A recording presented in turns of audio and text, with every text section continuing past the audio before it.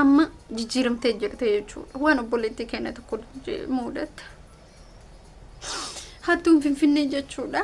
Hattuun Finfinnee taargaa jijjiirattee tiniin eegalte jechuudha. Duraan hattuun Finfinnee jechuudha. Duraan akkam taate isinitti fakkaata. Duraan hattuun Finfinnee dubartii lama, waxxaatii fi dhiira lama, shufeera tokkoo fi tokko kan bira taa'u jechuudha. Duraan akkuma isinin jedhe waxxaatii lamaa fi shufeera tokkoo fi nama tokkoof bira keete jechuudha. Amma immoo hattuun Finfinnee taargaa jijjiirattee jirti. Taargaa jijjiirattee ijoolleen keenya biyyoota Arabaatti galtan please of eeggannoo godha. Dhuguma rabbi isinin jedha jechuudha. Obboleettiin keenya akkasitti nyaatamte jechuudha. Amma akkamitti taargaa jijjiirattee kan jettan taate jaartii fidanii jiran jechuudha. Jaartii fidanii tinni jaartii dubartii takka bira kaayanii dhiira lama jechuudha.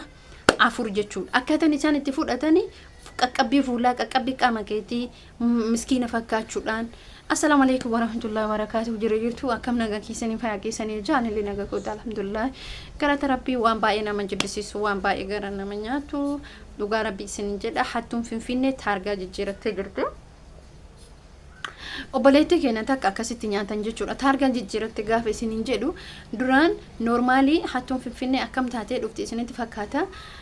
Waxxaatii dubartoota lama duwwaa irraa galle jedhanii shittoo akka waan ufitti cabsanii kanatti shittoo ufitti naqanii uffata diratanii uffata bareedan jira miti namni alarra gaafa galu faa jedha meekaappii dibatanii maal godhanii bakka likki nama alarra gale jettuun jechuudha. Akkaataan isiin itti nyaatamte halkan buute jechuudha. Suudii irra halkan buute halkan ka buute gaafa kaanii abbaa manaa isii tokko qofaatu itti dhufe. Achi ofanii karaan dindila jala baasaa gizee booliidhaa dhufanii beeytanii mitire dindila biraan gaafa gaa makiinatti darban jechuudha. Taargaa akkitti isaan jijjiiratan isinitti hima jechuudha. Wallaahi lazim gaafas jechuudha uf yaadadha jechuudha. Akkuma kiyyaa san yaadadha jechuudha wallaahi. Isaan amma maal godhan isinitti fakkaate garabbii isiniin jedhaa miti obboleeyyan kiyya. Jaartii fidan jechuudha amma bakka dubartii guddoo jaartii fidanii akka namni hin shakkine jaartii san of bira kaan jaartii saniif intala waxxaatii of bira kaan of bira kaanii isaan dubartiin lamaan mucattii kana jidduu ofii kaayatan jidduu ofii kaanii namicha isii wajji deemu immoo daangaa san kaan balbala ofii mucayyoon jidduudha dubartoota lamaan jiddu dubartii lamaan gidduu gaafa jirtu sukkuuman qaama isaanii jedhan sukkuuman qaama isaanii sukkuma miti fuula si qaqqabu harka si qaqqabu qaama kee akkati si qaqqabu gaafa kana maal isin godhan isinitti fakkaata qaama keessan wanni isaan si qaqqaban dawaaf akkasitti qaama keessan si qaqqaban jechuudha. Yoo akka yaadatan ta'e viidiyoo kee akka darbe keessatti haaluma kana wal fakkaatu kanaani anillee na mudatee ture jechuudha. Ammallee obboleeyyan kiyya biyyoota Arabaatii gaafa galtan taaskii mootummaatiin ala yookiin immoo nama 3-4 ta'aatii koottaa. Obboleettii keessan gaafa fuutan, haadha keessan gaafa dhuftanii fudhatan, hiriyaa keessan gaafa dhuftanii fudhatan, kontiraata adaamaa irraa qabadha. Kontiraata qabadha. Gaaf kana rakkoon tokko hin jirtu. Gaaf kana mucattii kana maal godhanii dhiirsa isii tiraafikiin nu qaba jedhanii karatti buusan. Dhiirsa isii jechuudha. Tiraafikiin nu qaba jedhanii karatti buusan. Dhiirsi isii karatti bu'e erga dhiirsi isii karatti bu'e mucattii fuudhanii taranii. Naannoo sana nan beekamu gaafa himanu naannoon sun akkasuma na beeksisa. Anamma Finfinnee keessoo dhaqe bootaa san qaallitti otoo hin ga'initti mo'annoodhaa gad dabartee jechuudha. Booleedhaa dhuftee manni poolisii tokko garanatti jira jechuudha. Gara harka bitaatitti jira jechuudha. Ammallee hin jira. Kaameraa wayii fageenya irratti hin jira jechuudha naannoo sanitti.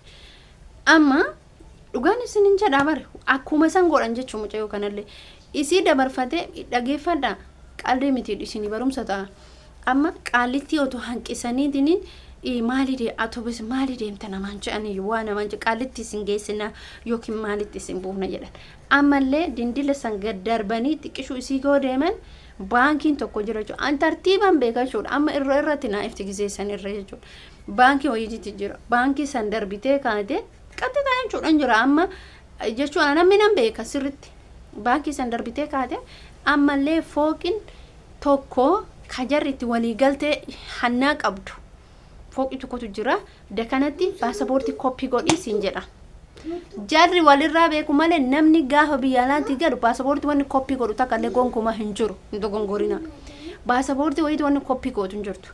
Baasaboortiin kee laallamee dhaamee achirraa sii dhufa. Tasaffartaa mitiira wanni koppii gootu wanni bakka tokko seentu jinni jaan kan hin jiru.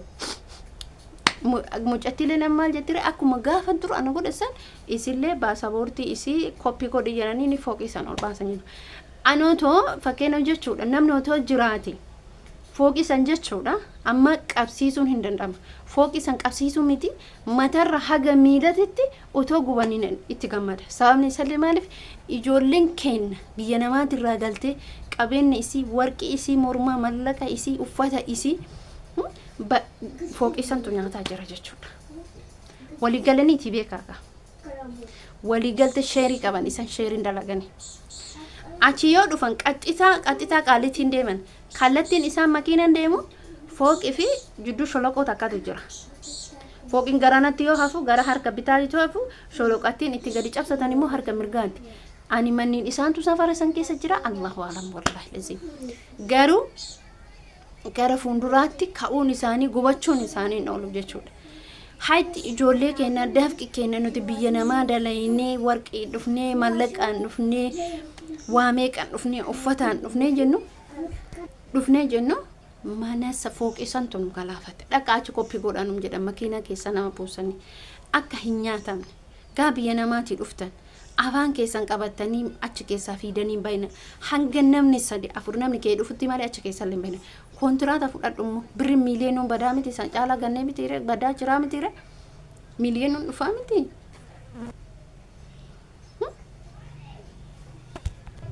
Kanaaf jechuudha hordoftoota kabajamtoota kiyya wanni isinitti dhaamu barbaadu hin nyaatamina obboleen keessan hin nyaatamin obboleetiin keessan hin nyaatamin hin galaafatamina nama malee hin deemina gadi hin ba'ina boolee keessa hooteette namni gadi bayu siin jiru tokko hin jiru. Mallaqa sharafadheettee baankiin seeniin achi keessattuu hin seeniin. Siimi baafadha jettee achi keessa illee hin deemu lakkoofsa gisee achirraa dhuftu qabadhu kootu lakkoofsa Itoophiyaa waraqata irratti achi booda eenyumtuu sii bilbila namni nama fuudhuu dhufu hin jiru isinni haa galu hin nyaatamina karaa hin taane barumsa isinni haa ta'u wanni nuti isinitti qaa'inu wanni nuti isinitti dubbannu dhuguma rabbii isiniin jaa yeroo hunda dogongoraa waan namni jedhu dhaggeeffannu ijoolleen beeka kam warri wanta as keessa jiru. Kanaaf video kiyas martin dhaamu barbaada dhugaa rabbii isinin jedha amaana isinitti dhaamadha gaa biyya namaa dhuftan biyya namaatii dhuftanii Itoophiyaa seentan namni maatiin kee kontiraata qabatee nama beeku adaamarra bakka fedhee yoo ta'u bakka fedhan gaatan nama beektan makiinaa mana nama beektanii kontiraata qabadhaa kottaa. Assalamu alaikum warahmatullahi wabarakatuh.